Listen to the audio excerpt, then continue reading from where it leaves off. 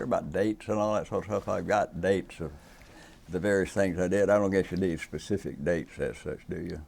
Well, it's good from a standpoint of knowing where we are in the story. Everything doesn't have to be a specific date, but just at least.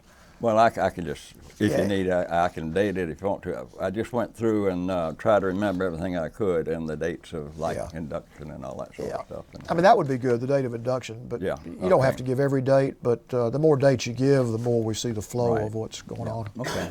You got it? Okay. Today's May 4th, 2015. We're at the Atlanta History Center in Atlanta, Georgia. My name is Joe Bruckner. I'm a volunteer with the History Center. And with me today is Ed Woods, who is also a volunteer at the History Center, and Sue Verhoff, who is a senior archivist for the Atlanta History Center. We're honored today to have with us Mr. Bob James. Mr. James is a veteran of both World War II and the Korean War, and he's agreed to come in and tell his story, both of his military service and of his life in connection with the Library of Congress Veterans History Project. Mr. James, we really appreciate you coming in here, and we're honored to have you here. Thank you. Would you give us your full name and the city and state where you live? My official name, I was born as Eugene Robert James, Jr. And I'm from Atlanta, and I was born in, December 6, 1924. Okay. Tell us a little bit about your upbringing. Well, I was born in Virginia, and I think at 6 months we moved to Windsor, Canada. From there we came back to Virginia, then moved to Florida. My father was an architect, so he had various jobs in various places, and he went where the jobs were. And we wound up in 2 cities in Florida. We went to, Bartow and Apalachicola. Okay. Then we moved from there to a small farm out here near Austell, Georgia, Cobb County. And that's basically where I grew up. Went to grade school at Austell School. Then I guess about 1933 or 4, we moved into Atlanta. We moved into the big city. Okay. And at that time, well, I guess I was at junior high grade because I went to O'Keefe in the beginning, then transferred over to Bass, then from there to Boys High School, and from Boys High to Georgia Tech, and then Atlanta Law School. That's basically up to this point anyway. Okay. What year did you get out of Atlanta Law School? Out of where? You say Atlanta Law School? Yeah, I got out of Tech in started Tech 1942, got out in 1949, slow learner. Okay. And with a time out for the service. Right. And then I went to night law school while I was working. Oh, okay. And I was working as an insurance adjuster, and I felt like I needed to be able to converse with all you lawyers, and so I figured I better know something about it. So I just went to Atlanta Law School at night. Okay. I never intended to practice, I just wanted information. Okay. Yeah. When did you enter the military? Well, I entered, let's see, I've got it right here. Went right after Pearl Harbor. We were in high school, and I think everybody in high school, all the boys, they were just all wanted to get in the service. And I guess about a year later, when I finally convinced my mother that I wanted, and so I got out of Boys High and got a year in at Tech, and that was in 1943, July 17, when I reported to Fort Mac to be inducted. Okay. But what happened, I mentioned all of us at school wanted to join. At that time, we wanted to get into the Naval Aviation Program. So we could not volunteer for anything except at specific times. Apparently the draft was taking care of all the people for the infantry and the Navy, and I guess that sort of thing. But it looked like the aviation programs would be open for a short period of time, then they would close, and you'd either have to wait or you go into another service. So I went down to, I think it's called, where Mitchell Motors used to be, across from what's the hotel there? Biltmore. Biltmore Hotel, and I think the Navy had a recruiting place there, and you took all the tests and the physicals and all that. And as luck would have it, I passed everything, but on one Friday afternoon they called me and they said, well, we got one problem. And they said, you don't weigh enough.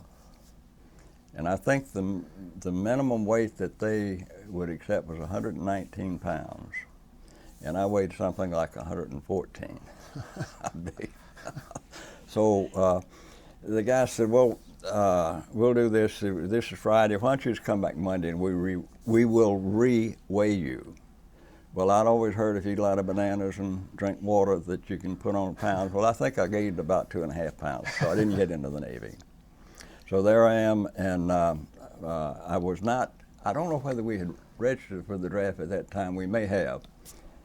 But shortly after that, in December of '42, the Air Corps decided that they would accept applications. So I went down and I passed all of that, and they said, okay, you're in.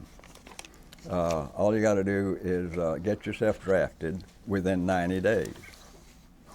And so I down at the draft board, and I said, okay, draft me. Well, I guess they thought I was crazy because most people were trying to avoid the draft. Well, I'm being facetious there. No, that's not correct, but anyway. And as luck would have it, I don't know how long it was after that, but then they changed the time limit to 60 days. Well, I'm down at the draft board just about every day to try to get them to draft me. And I think it was somewhere around about the 58th or the 59th day they finally sent me out to Fort Mac on July 17, 1943. That's Fort McPherson, right? Fort McPherson, right, yeah. And from there, they sent us to a resort, Miami Beach, which was not a resort the way the Air Corps ran it. It was strictly military and not as plush as you might think it ought to be, although we were living in these great big high-rise hotels right on the beach. But in a room, I guess, that normally takes 2 people, they had about 8 people in there in bunks, 3 high. So they made it as uncomfortable as they possibly could, but that was normal. And you want me to go further on? I want to back up and ask you 2 questions before we move on. Did you have brothers and sisters? Yeah, I had one sister, right. Okay. And talk about what you remember about the day Pearl Harbor was attacked, how you found out, what the reaction of people, what your reaction was.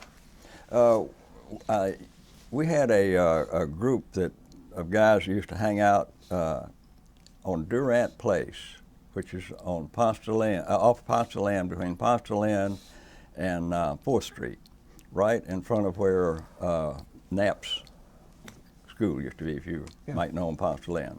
And it ran from there, and I think Durant Place was maybe 3 or 4 blocks long. But anyway, we basically hung out there because several of the guys lived there on Durant and around on 4th Street and down on 5th Street. We were called ourselves the Durant Dudes.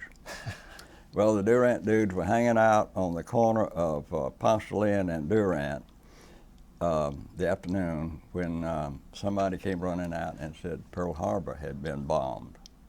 Well, of course, we didn't know what Pearl Harbor was, where it was, or anything. It was just a big shock. And from that point on, as I mentioned before, that's when we all got excited. We had to get ourselves in the service. And, it was just the thing you felt like you had to do. Looking back on it, it was stupid, but that was youth. But you're glad you did it now, aren't you? Yeah, well, yeah, like they say, I wouldn't do it again, but I guess you take $1 million not to, having gone through it.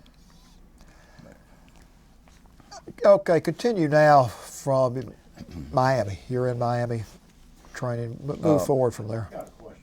Mm-hmm. You couldn't volunteer for the service? You had to be drafted?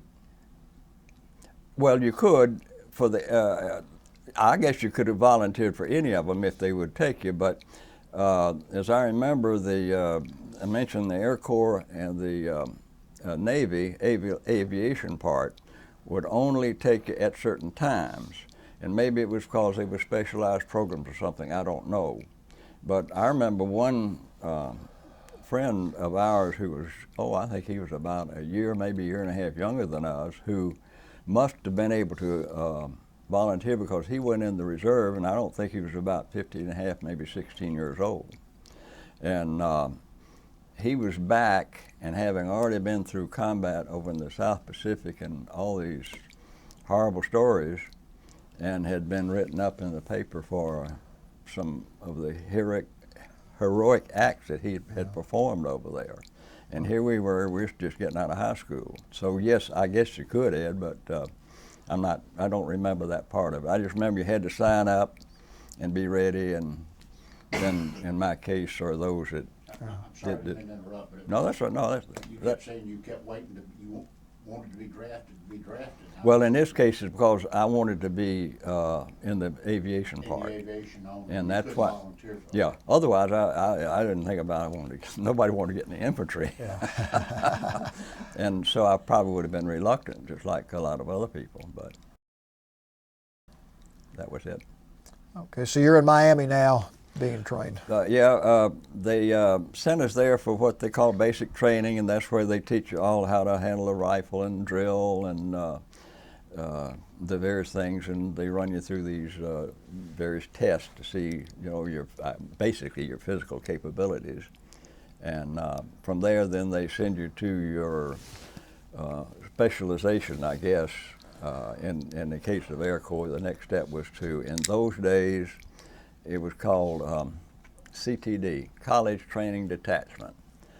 So they send you to some school throughout the country, and I went to Knox College in Galesburg, Illinois. So I left Miami and went to Knox College in October of 1943 and stayed there until about March. And what they did there was give you courses in math, physics, even history, navigation, and things like this that we knew very little about. And of course, the math courses were directed toward navigation and that type of thing. So it was a preparatory for going into some form of the aviation part of the deal. And then from there, they send you to an aviation cadet center. They had one in Nashville, one in San Antonio, and I think one out on the West Coast. And I went to the one in San Antonio, Texas. And there you become an aviation cadet, and you're begin to feel like you really are a big deal. And they put you through a lot of everything's in the military is physical, a lot of physical training, but also psychological training, not in depth, but they had a program they called the, I don't know what it meant, psychomotor test. And this is where you would take various tests of putting, we said, round pegs and square holes and all that. Well, you had these different, it's like a child. You put the triangle in the triangle, and and you had to do that, I guess, dexterity. And the other was I remember, looked like a phonograph record running around. You had a little stylus, and it had a little dot on that phonograph record, and you're supposed to hold that as that thing's running around. And then the other was the, oh gosh, it had so many different, but the other was the depth perception test, where you sit there and they've got a little box down there with a light in it, and they've got two things like this, and you've got a string here, and you're at the other end of the room. You have to pull that string one way or the other and tell them when you've got it lined up. And of course, you don't have it lined up, and then of course had the physical with the what they call that, color blindness test and things like that. So that was the aviation cadet training. And at that point, they They also classify you. They had what they call a classification center on one part of the base. And they classify you based on all of the tests you've been going through to be one of the air crew. And the air crew, of course, is the bombardier, navigator, or pilot. Well, of course, we all wanted pilot, and I did too. So they gave me the pilot training, and one morning they called us to send us out to primary, and we got in these great big trucks that were to take off, and then they started calling names. And mine was one of the names that said, "Go back to bed, go hit the sack, you're not going." So they had apparently, at that point, the requirement for pilots was not as big as it had been. So they didn't need pilots at that point. So they give you a choice based on your grades of either bombardier or navigation. So I just chose bombardier. I didn't know what else to do. And so I went through bombardier school at, first, when you go to a bombardier school or navigation school, as I remember, you first had to get, had to be able to be an aerial gunner, because your position was a dual position. You know, when you're in the fight, you got to be shooting the guns. Otherwise, you're bombing or you're navigating. So they sent us to, I went to gunnery school in Harlingen, Texas, for aerial gunnery. And after that, then they send you to your chosen flight duties. And I went to bombardier school, and of all places, Big Spring, Texas, which is West Texas, nothing there. And then, let's see, from there, they commissioned you at that time. I got commissioned on February the 8th, 1945 as a second lieutenant. And from there, they gave us a leave, and for some reason, they kept us there for a while, and we were supposed to help train some returning bombardiers who had already, they'd been in combat, and we were going to train them. So that didn't work out. So they took some of us and sent us to Hondo, Texas, which is just west of San Antonio, for navigation school. So I went to navigation school in, when was that? That was in March of 1945. Okay. And finished up that. And I don't know whether it's just they didn't know what to do with us or not, but they then sent me to Carlsbad, New Mexico as a bombardier instructor. And from there, let's see, they sent me to Lincoln, Nebraska for Combat Processing Center, and that's where they give you all your gear for going overseas, and they run you through the pressure chamber. And they give you training in that pressure chamber, in other words, because you're going to be at high altitude and know how to handle yourself there. And then from there they send you, I don't know whether they gave us a choice or not, but I did get what I wanted, and they sent me to, of all places, Valdosta, Georgia, for A-26, what they call either RTU, Reserve Training Unit, or OTU, Overseas Training Unit. And so I went there, and they were getting ready to ship us out to, I think it was somewhere in the South Pacific, and then the war ended. So for World War II, the furthest distance I got from home was Carlsbad, New Mexico. What was your feeling when the war ended? You thought, I assume you felt like you were going to be involved in the invasion of Japan. Right, yeah, I was all ready to go. And then all of a sudden it's over. Yeah, and everything, it was amazing how just everything stopped. And actually, it's hard to believe how you could stop all of that, because all this training going on, and you're working 24 hours a day, and all of a sudden you've nothing to do. You're just sitting there. Huh. So they just let us go on leave for a while. So I came back to Atlanta, And then when I got back, they sent us to, I don't know whether they gave us a choice at that time, but they did. I went to Selma, Alabama for separation from the service because I didn't intend to stay in. And at that point, they tried to convince us to stay in, but they did convince me to stay in reserve. So I came home, went back to Tech, and in the reserve, they finally set up a program where you would go out to Dobbins. I think it was 1 weekend a month. Yeah, on Saturday and Sunday, and you just for whatever training they wanted to give you. And we flew around, and again we flew around in these A-26s, 20-engine things. I stayed in that all the time I was at Tech, and they paid us $88 every 3 months, which was big money. Yeah. That along with, of course we got the GI Bill at school, that helped. Yeah. And then in July of 1950, the Korean War started. I guess it was in July, wasn't it? But anyway, in the reserve, every year you had to have a tour of active duty. So let's see, I think in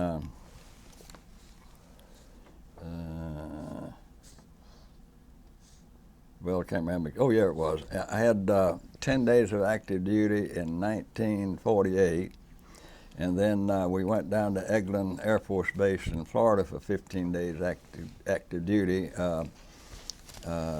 May 28 to June 12, 1950, and right after that, the war started.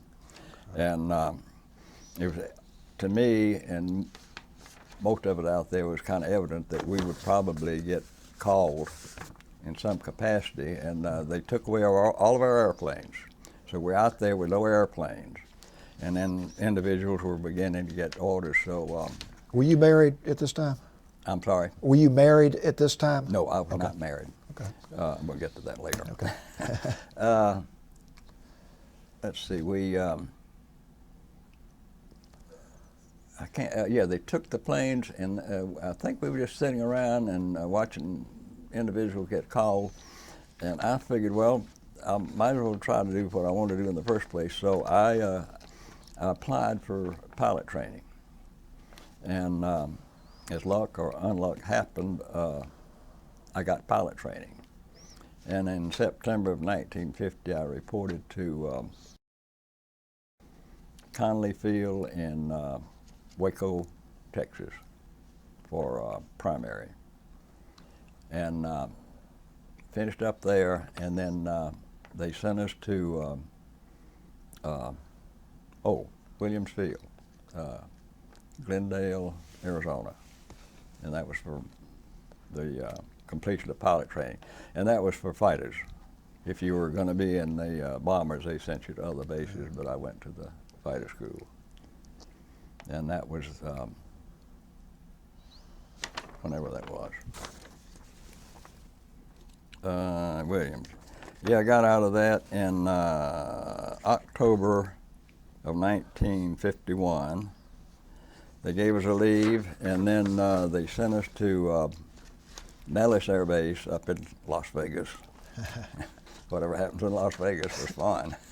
Yeah, tell us a little bit about your duty in Las Vegas. Well, that was kind of interesting, to say the least. Well, the duty there was fighter gunnery school, where you go in and learn to do your aerial gunnery and all that sort of fighting. And but while you're there, you're off every night, and you go in, and all these big shows. And in those days, they didn't charge you for the shows, I remember.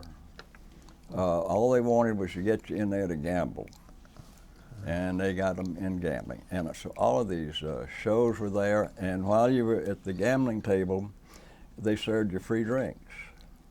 And if you're there late, early in the morning or something, you get free breakfast.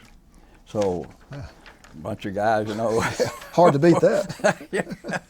And then the other thing was they had Of course, you know, you're a bunch of guys looking for dates and all that, and I guess it was at the Desert Inn. They had I've forgotten the show, but somebody knew, I think it was Connie Boswell, and she was in one of the shows there, and she said, talked to this friend, I can't remember his name, and he said, well, do you know any guys that would like dates?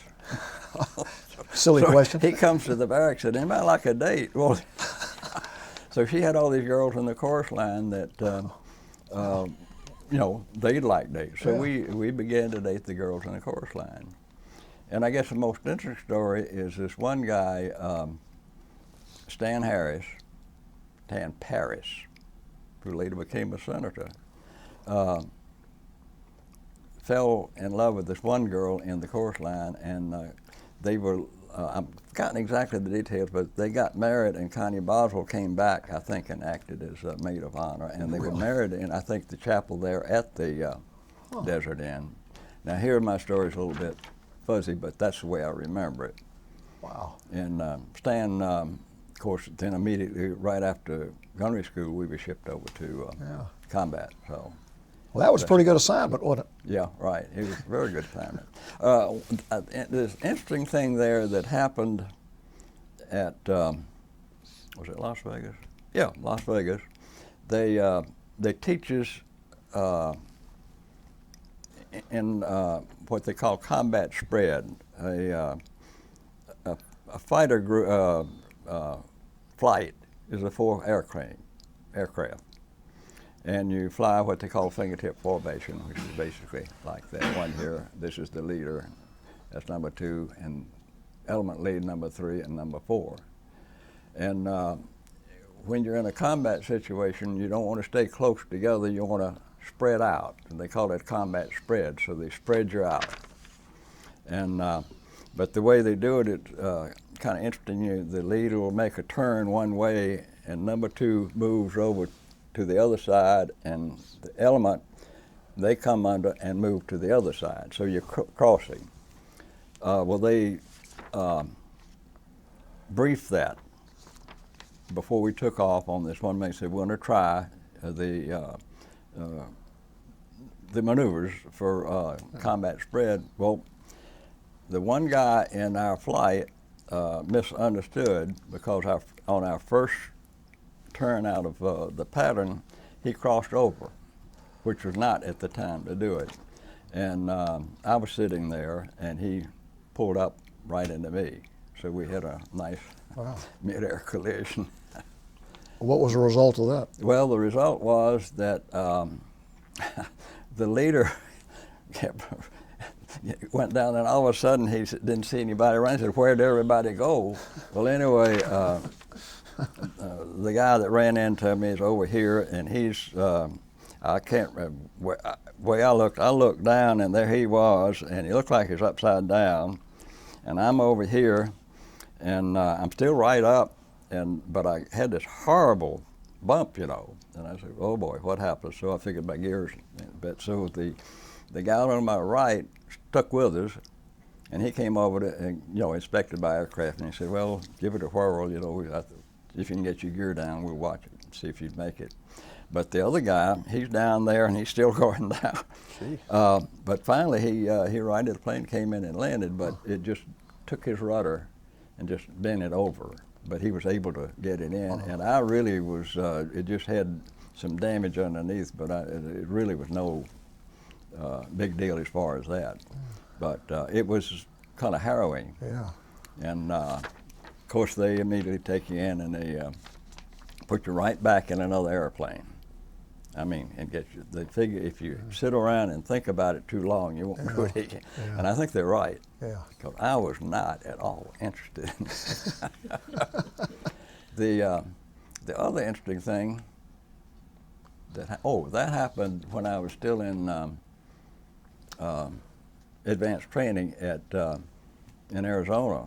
Before I graduated, I had we had gone to Las Vegas. The whole group of our training group. We're given, it was a practice cross-country mission, the whole group, and it was an overnight stay in Las Vegas. Well, it was kind of a nice deal, but we got there, and for some reason, before we really got to have any fun, they said, well, we got to get the planes back to Williams. And so we went out and took off, and at about, I think 23,000 feet, all of a sudden I'm getting all this vibration. And make a long story short, the engine, well, I'll have to explain a little bit. In a turbine engine, they have little, they call buckets, but it's like little louvers. And this thing turns, and those little things are the ones that push the air through, I guess, and make it take. And the little buckets began to break, and they got caught between that and the shroud ring. And so it just killed the engine more or less. And it was just vibrating. So I really just had to cut the engine off. So I had to decide to land somewhere. And they had a nice field over here, a little bit across the mountain, Kingman, Arizona, I think. But I was closer to another field at Needles, California, which was a commercial field, not as long. But I made it into Needles as a forced landing, and that was kind of interesting. That had to be harrowing. It was. And they always tell the interesting part of that is that they almost washed me out earlier than that, because in practice forced landings I never was too successful. And so here, but the instructor later said, once you did that, you were in. Yeah. You know, I didn't know it, but he did. But the thing is, they always instruct you never come in short. Well, that's smart. If you come in short, you're out in the boonies. So I did not come in short. I came in long and ran off the runway. But I stopped right at the very end of what they call the overrun, and there's a big fence there. And with enough brakes and all that, finally got the dumb thing stopped. Wow. And so I'm sitting out there in the desert in the middle of the night and waiting for somebody to come pick me up. Well, that took some real skill to do that. Oh, it's kind of interesting. And the squadron commander had already gotten back to Williams and came back to pick me up, and he had to bring a guard with him, some young guy who had never flown in his life. So they got in an AT-6 two-place trainer, and he's in the rifle in the back there with his rifle, and they took off, and on the other side of the field is Luke Field. Well, they had a forced landing. The engine quit. Good God. And this little guy had never ended. So they landed over at Luke and got another AT-6. So it's way in the night now when finally I see these lights come in and they pick me up. And they had to dump that little guy out there, and he had to sit in the desert with that rifle all night long. What an experience for him. I can't think of anything else. When did you go to Korea? Oh, okay. Right after the deal there at Luke. Let's see, what do we do? In January 25, I got here. Well, they sent us to Stoneman Air Force Base in, I think it's Pittsburgh, California, which is San Francisco, so we got a little bit of time in San Francisco. And then on the 25th of January in '52, they put us on the USS Man, which is a naval personnel carrier. I mean, it's a nice ship. Not when you put 2,500 troops on it, but it was, and we were on there until February the 9th, about 15 days, and wound up in Yokohama, Fuchu. And what year was this? I'm sorry? What year was this? 1952. Okay. I got there in February 21st, 1952. Okay. Is that right? Yeah. And they did all the paperwork and all that, and then they set you down somewhere in southern Japan to it was an Australian air base down there, and I don't know why they did that, but we stopped there, and then they sent us on over to, it's Taegu, or Taegu, however you want to pronounce it, Korea. That was my base from then on out. And in Korea, they named all the bases by number, K1, K2, K16, K13, and Taegu was K2. And that's where I was based. And we flew F-84s, fighter bombers, and our mission was primarily interdiction and close support. Well, talk about your experiences flying in the Korean War. Interesting. Learned a lot.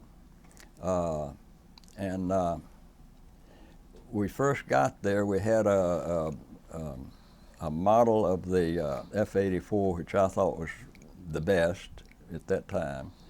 And however, in the missions that they were flying, they were having a lot of battle damage. In other words, you go in low and pick up, if the guy ahead of his bombs burst, and throw stuff up, you can run into that. Or, of course, a lot of it was shot, planes being damaged from enemy fire.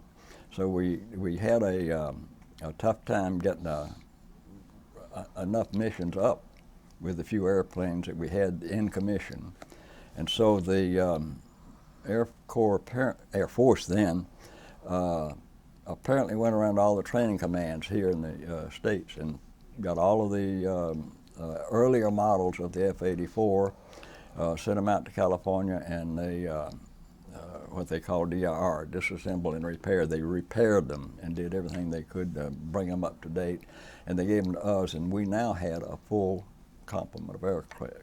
I think it was 60 airplanes we now had. Beautiful deal, And so we started flying those, and we really had, nice missions. However, I can't remember exactly when it was, but our new squadron commander was up there pulling out over target one day, and the wing folded over on his canopy. Oh. And this was on one of the older aircraft. And of course he was, there's no hope there. And I think it was in less than an hour, our deputy squadron commander of all people was on our gunnery training range up near our base, and the same thing happened to him. So they grounded all of those that model of the plane, which was the D model. And now we didn't have any airplanes because we had given our, which was an E model, we had given them to another F-84 group which was on the same base. We were the 58th and they were the 49th. So the 49th had all of our other aircraft and we had none at that point. And I've forgotten how long it was, 2 or 3 weeks, something like that. They finally sent us over the newest model, which was the G model, which was great. Now we have brand new airplanes basically, which made it a lot more comfortable. Yeah. I didn't like it as well. It was a little bit heavier on the control, but it was certainly not like the D. The wings didn't fold on it. What type of targets were you going after when you would fly your missions? When I first got there, it was kind of interesting.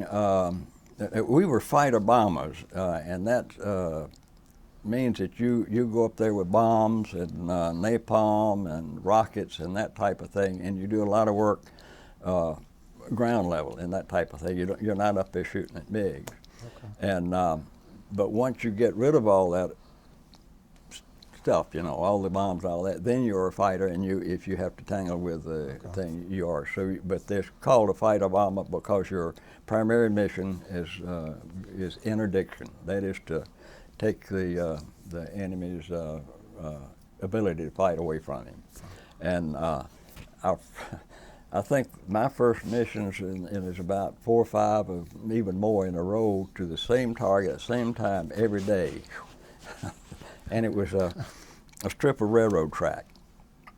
And they figured that if we bombed it enough and beat up that dirt enough, they would not be able to keep repairing it. But they were able to repair that track overnight.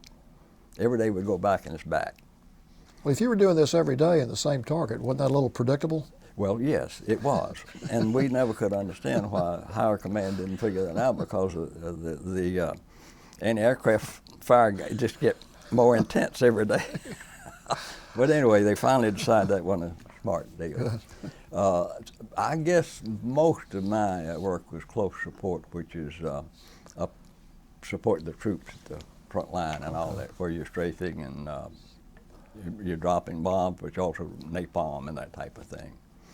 And the interesting thing about that part of the mission was you had the help from what they called mosquitoes, and they were L-19s, I think, was aircraft, little small aircraft, like what I call a Piper Cub, but it's more sophisticated.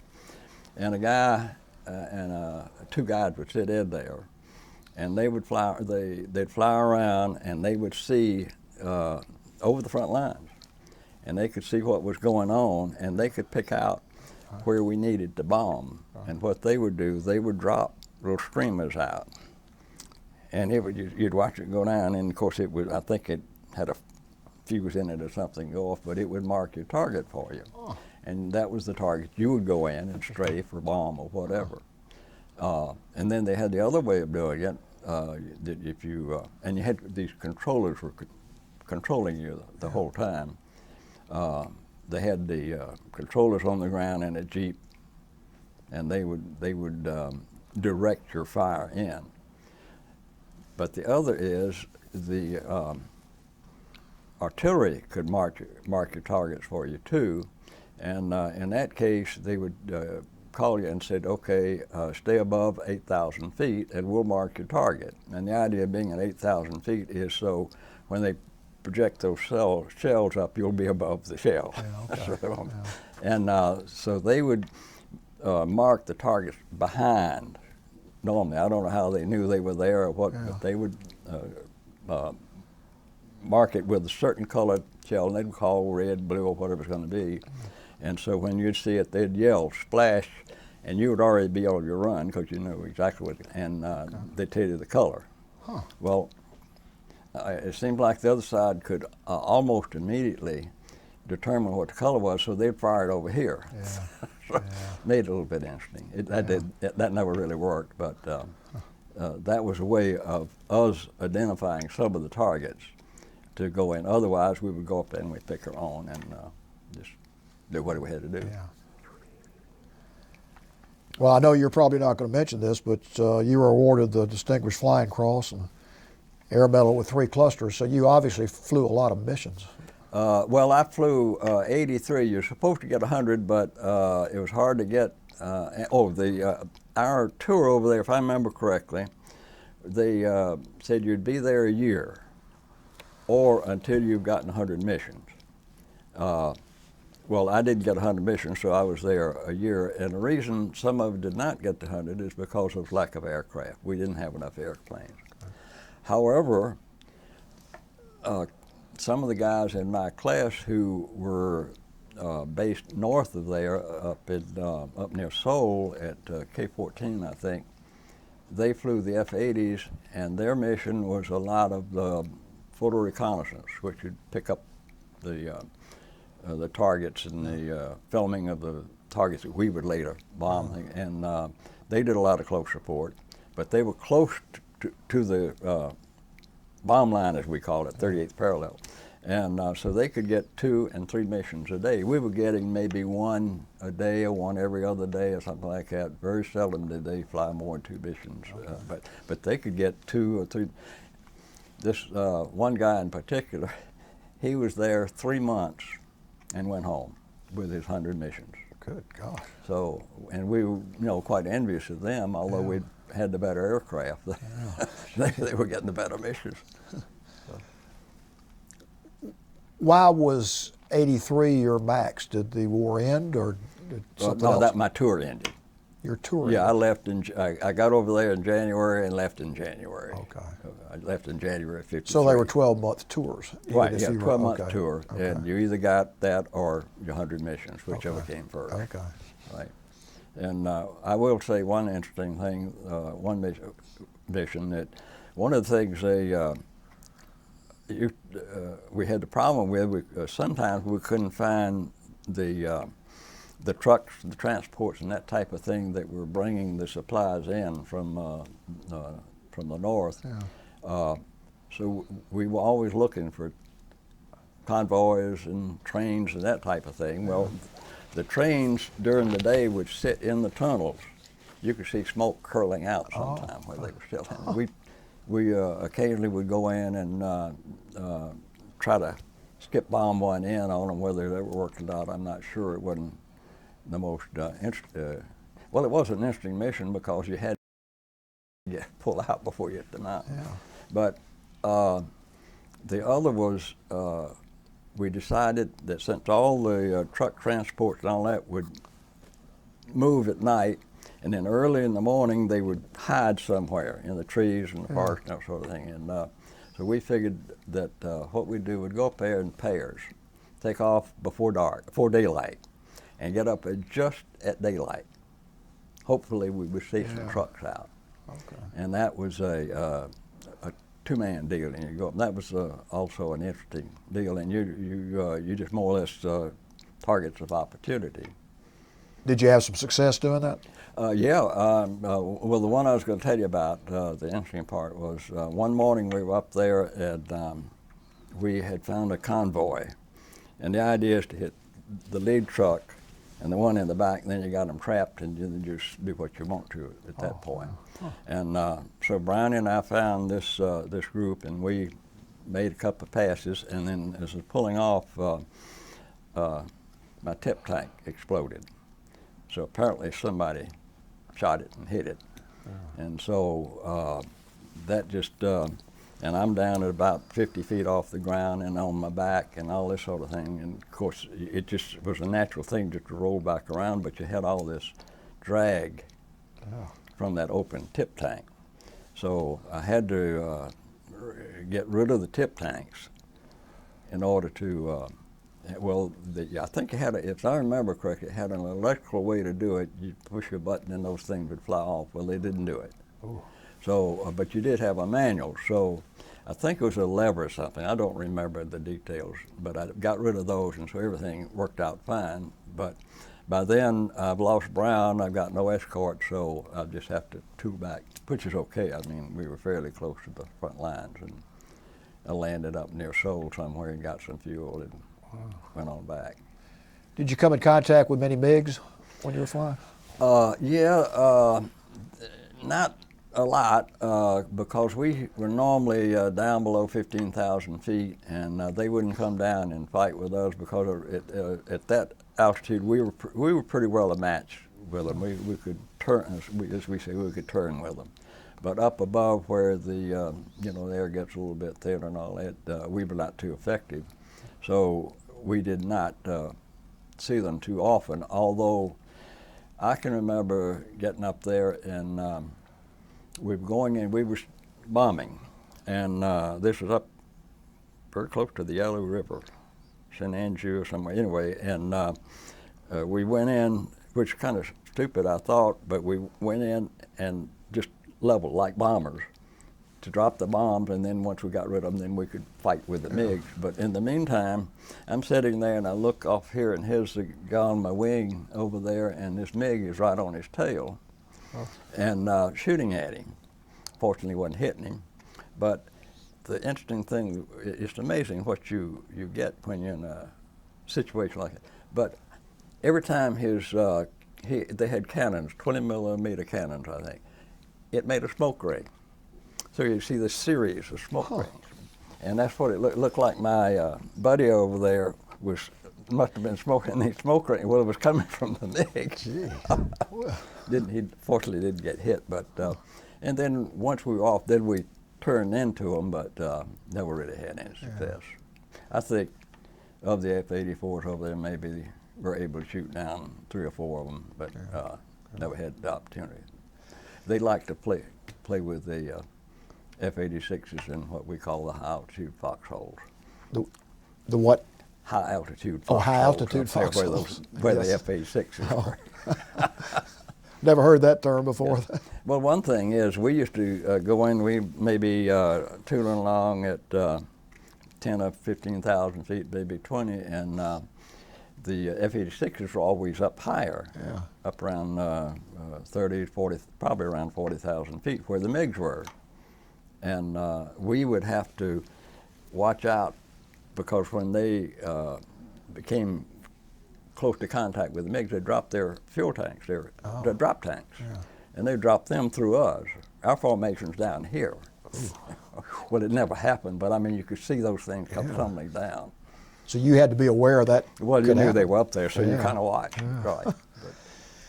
When you were in Korea, did you have many dealings with the South Korean military or the South Korean civilians? Not really. They really didn't want us to, and very little. I had to go into Taegu a couple of times, and you really didn't want to anyway, because I mean, it was just really, everything was foreign, and we didn't know how to speak the language and all this, and just was not, and really not healthy for us because of their fertilization and all that sort of thing. Yeah. But we did have a headquarters back in there, and I used to have to go in once in a while on business. Well, what was your feeling when you realized the year was up and you were headed back home? Relieved. Yeah. The thing is, when you finish up over there, they give you a choice of assignments, and so I got the choice I wanted. They had just come out with a new model of the F-86, which had a radar nose and this type of thing, which was being tested out at Eglin Field in Florida, and that's what I wanted, and that's what they gave me. And you get, when you get back, they give you a 30-day leave. So I was home here in Atlanta and got a telegram said the orders had been changed. You're now going to go back to Arizona, Luke Air Base, which is on the other side of Phoenix from where I took my pilot training, as a fighter gunnery instructor. So I wound up out at Luke after the Korean deal as a gunnery instructor. Okay. And we had, various types of students. We had some of the French students and a lot of just training them to go to Korea. How long did you stay on active duty after you came back from Korea? No, I got out while I was still at Luke. Oh, you got out. I requested a Okay. release, and they wouldn't do it. And then finally, the war was slowing down, and so they began to let us go. So I actually was relieved from active duty at Luke. Okay. And then came home. And I was still in reserve, which I decided was not a good deal, so I just let that lapse. Okay. Well, talk about what you did after you left the military.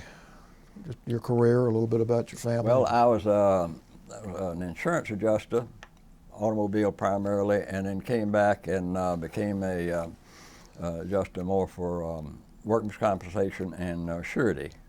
That was my job after that, and worked here for a period of time, and it was kind of in those days, it became a kind of a dead-end job. You could go so far, and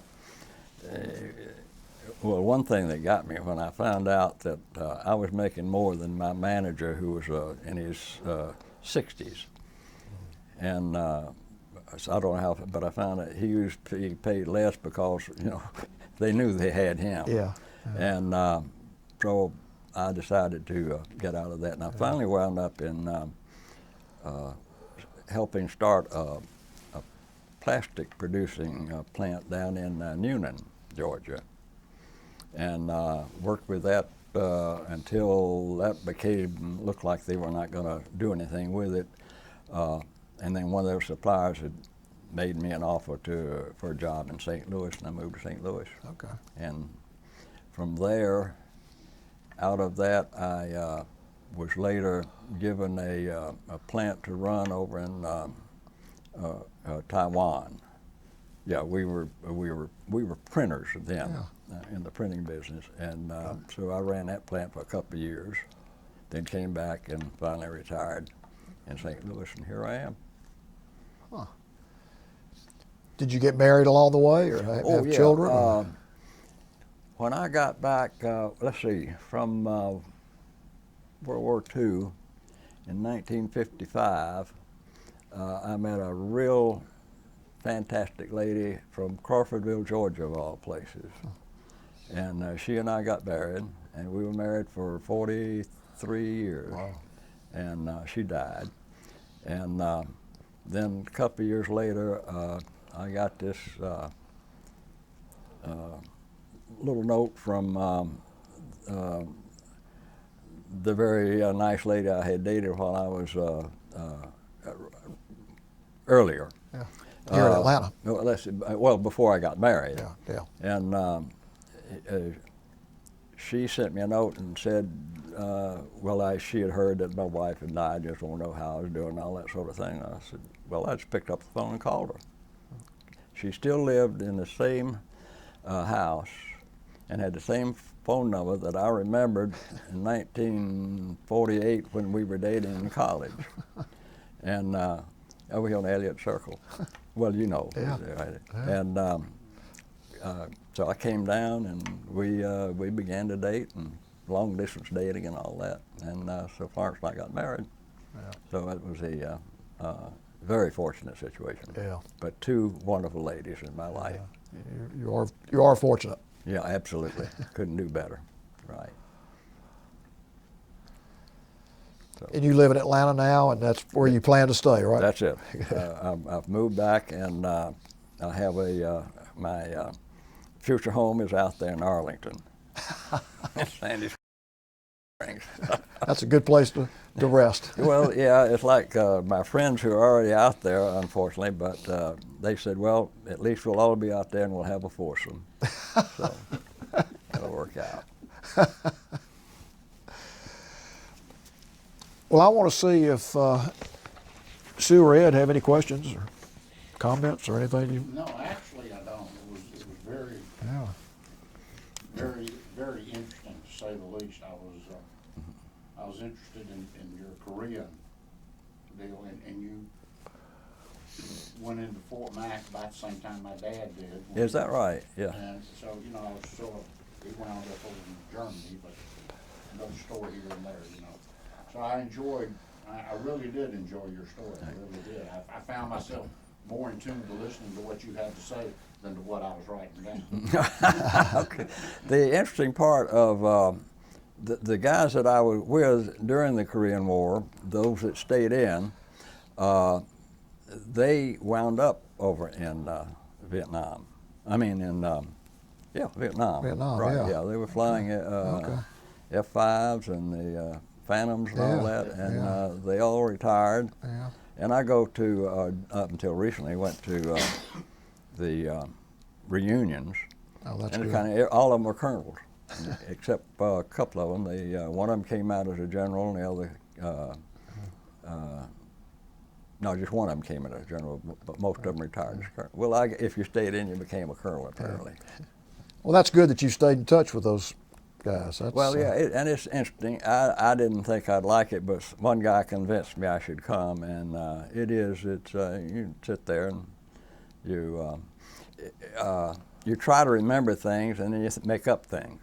You got to you get enough of them and enough. You see who can outlie who, right? Yeah, just see how many lives you can make up, and you'd be surprised how great it gets. I've gotten good at it.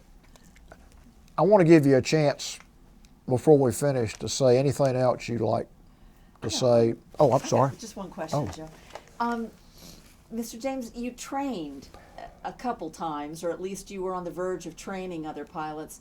Did you have any crazy experiences training other folks in this scary? The interesting part of that is that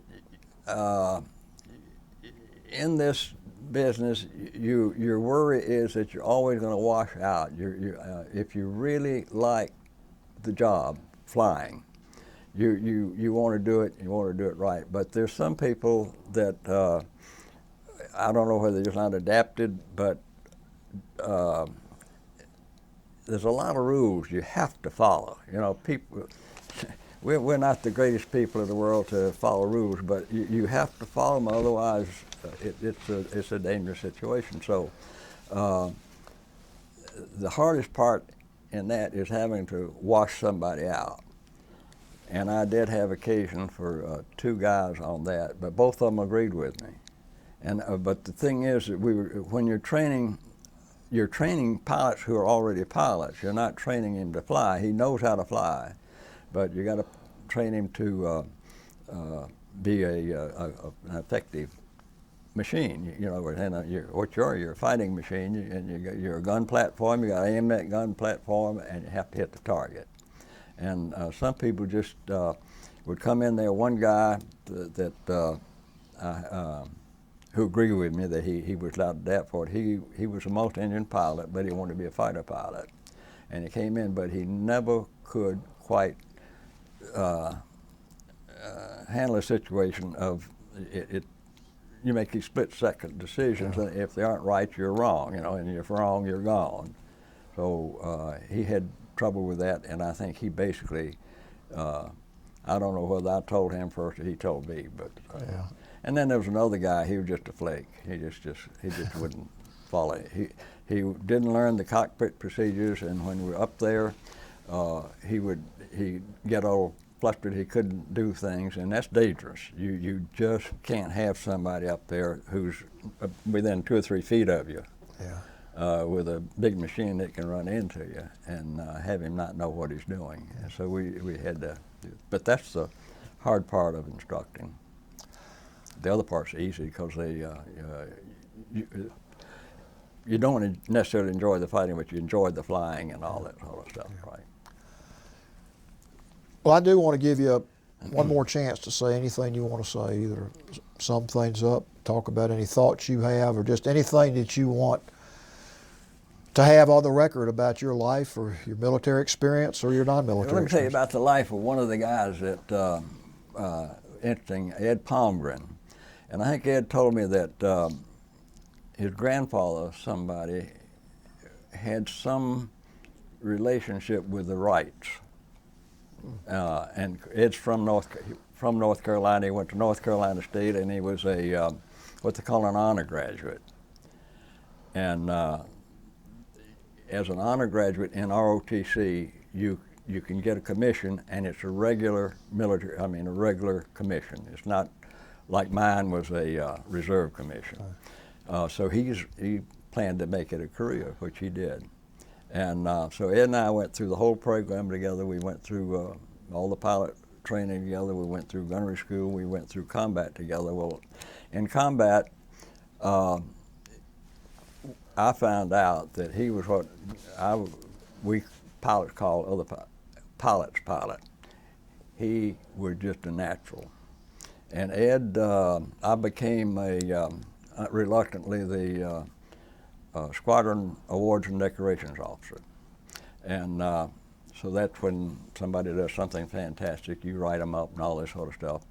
Well, Ed, everything he did was right. And I think while he was there, I was able to write him up, and I don't remember the exact number, but I think he got at least 2 DFCs, and I don't know how many air medals I wrote up for him. But he was just an extremely good pilot. Well, he stayed in, went over to Vietnam, and oh, wait a minute, he stayed in, but between when I left, he stayed as an instructor out at Luke, and while I was there, oh, this is interesting, while I was there, they decided they were going to reform a demonstration team. Previously, they had the Aquajets, which is 4 planes that does all this fancy stuff at air shows. Well, the oh gosh, that brings up another story. But anyway, they didn't have one, so they decided to form one there at Luke while I was there, and they gave us all the opportunity to try out for it. So we got up there, and they give us a little time. We fly around on our own. I mean, this is a real thrill, but it was kind of dumb for them to let people like us doing it, because they had 2 guys on there who had already had experience in flying in a demonstration team. They had formed one over in Germany and in 84s, you know, the same airplane. So they already had those 2 guys there, well, obviously. Yeah. So all they had to look for was a lead and a slot man. Well, the slot man was a guy who'd been a slot, I think, with the Ecrojets. So, so they formed this team, and the 2 wingmen were Bill and, what's the other guy's name? Bill or something? Patilla, the Patilla twins from Decatur, aren't they? Really? Yeah, and they later became generals, but they were the wingman. Brownie, my instructor there, was the slot man, and Major Catledge. I don't know where he came from, but they formed the team. Well, later, Ed Palmgren, the guy I'm talking about, became the slot man for the Thunderbirds. This is the team. Boy. This is the team of the Thunderbirds. And you're only allowed 1 tour. I think it's a year tour, or is it 3? I think it's just a year tour, and you're allowed to do it 1 time, and then you're out and you never go back. Well, Ed became, in his next, or maybe there'd been a tour, he became the lead. So this is the type of guy that, well, so getting back to when he got over to Vietnam, they put him in the brand new TFX, I think they called it then. I think it's the F-111 now. Fancy plane that the wings fold back and all that, and they were testing it there and it had this terrain following deal where you didn't have to worry about it. The plane would take care of it, and from what I've heard from people that had some information, said that he was lost over there in the TFX. And they think he might have gotten in a rainstorm or something, and the trade following didn't. Oh, gosh. I don't know. This is just, I'm making up lies here. But no, that apparently something like that happened. But anyway, he did not survive that. But that's a story, you said, an interesting story. Now, you did say that reminded you of another story. We don't want to leave any untold stories. When I was at Williams in pilot school, advanced pilot school, one of the instructors out there, one of the squadron leaders, was a guy named, oh gosh, just forgot his name, Bruce Carr. And the F-80, I'm perfect for the F-80 because I can fit in there, and it's tight, but it is tight for a guy like me. And my helmet would, and when they're going across the desert and there's hot air and all that, my helmet would hit the top of the canopy.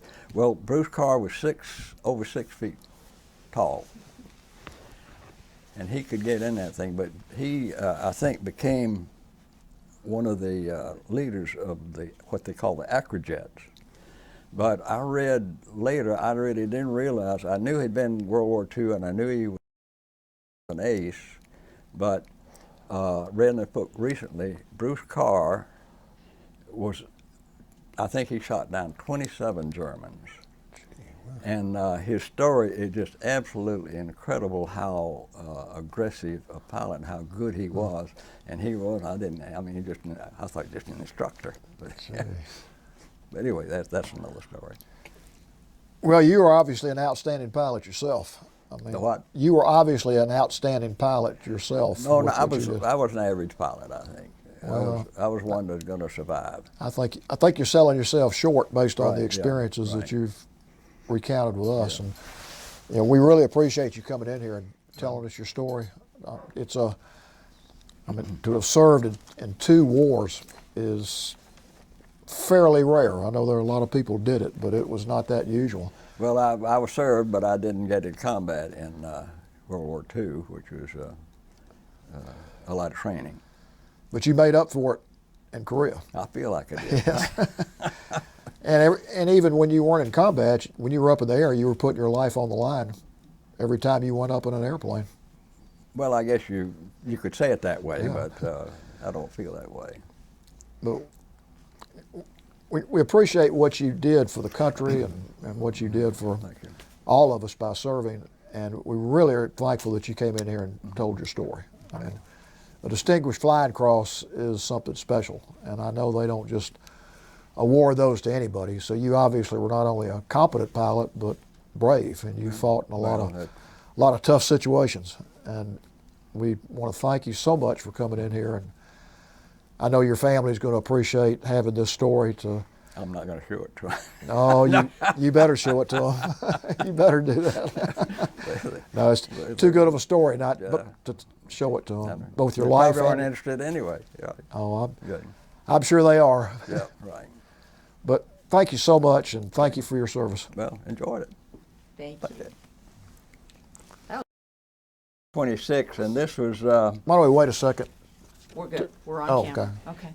that's the A-26 that I Hang on just a second. flew in when I went to Valdosta. Okay. And then we had in the reserve, and this was the picture of our group at Eglin Field on that 15-day active duty. And then this is the planes that later they took to send to Korea. Oh, that's a great picture. Yeah, it's just a bunch of Atlanta people in there. Boy. I don't know if you know any of them, but Well, I'm glad you brought that up because it's important to get this on the. and then I did show you the F-84. This is this is the F-84G, the one that I flew later. And this aircraft here was signed to me. However, it didn't make much difference because this was picture was taken December the 24th, 1952. And the guy flying it is a fellow named Ed Cuthbert, and that's my wing tank there. I took the picture. Oh. I didn't realize, but this is the plane that became mine later. Oh, wow. But I was only had it about 2 weeks, and I was gone, but that's okay. And the picture is at about, somewhere around 35 to 40,000 feet up near Yokohama. We just passed, no, we were down, excuse me, this is down toward Nagasaki, Nagoya, Japan. And we were on a ferry flight.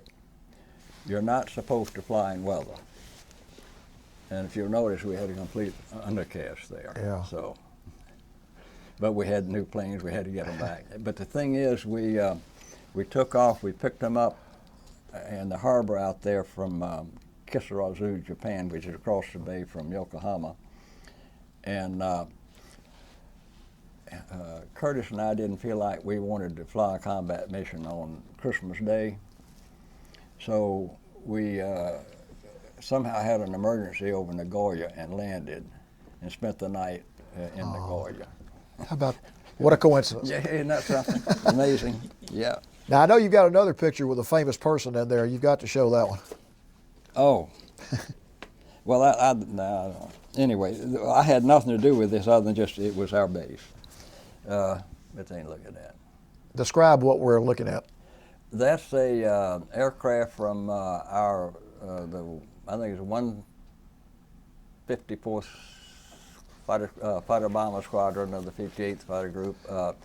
And it's a publicity photo of Marilyn Monroe that was later after I left, unfortunately. We got it. Do you have anything else that you would like I've to got this, put in and front of the camera?